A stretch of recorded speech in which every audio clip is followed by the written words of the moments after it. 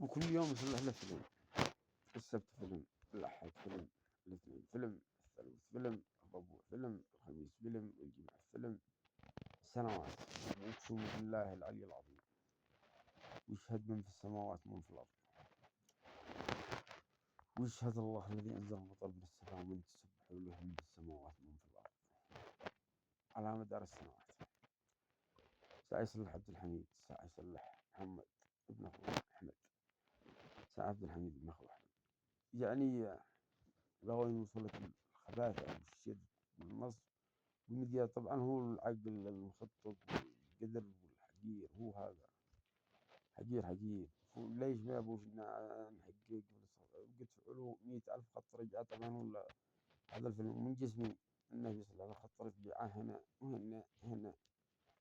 والله لا نحقق بالقرآن الكريم ما حييت. فما عاد شي علي إذا صفيته ابنه مرته. لا حيجي يقول لي أنا قدني إعدام بس بنحقق والقرآن الكريم إن عادني بلاحقهم في الآخرة.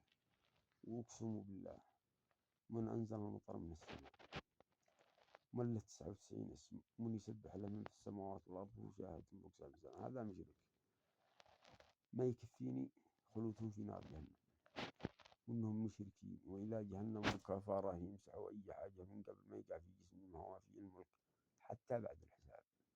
أو يجيني منهم خير ولا شر من يوم ما في جسمي هو في الملك حتى بعد الحساب. أو يصلحني فلان أو يغلط الملك بأسرة فلان أو بعلان. هذا ما بيش فواتير فواتير. مشوه سمعه والله من كثر القذارة اللي عملها وتشويه سمعه. وأقسم بالله العلي العظيم وهذا القرآن ينطق. ما أنا متوقع أنه في هذا الحقارة وفي هذا الشرك وفي هذا الخباثة وفي هذا النصب وهذا السرق وهذا الله ناوي لهم فوق 7 سماء. الذي أنزل المطر من السماء الذي له 99 اسم الذي يسبح له من في السماوات ومن في الأرض. طاغي هذا. ليش أنا بقول دائما الذي مش مؤمن يألخ خلق من جهنم وألخ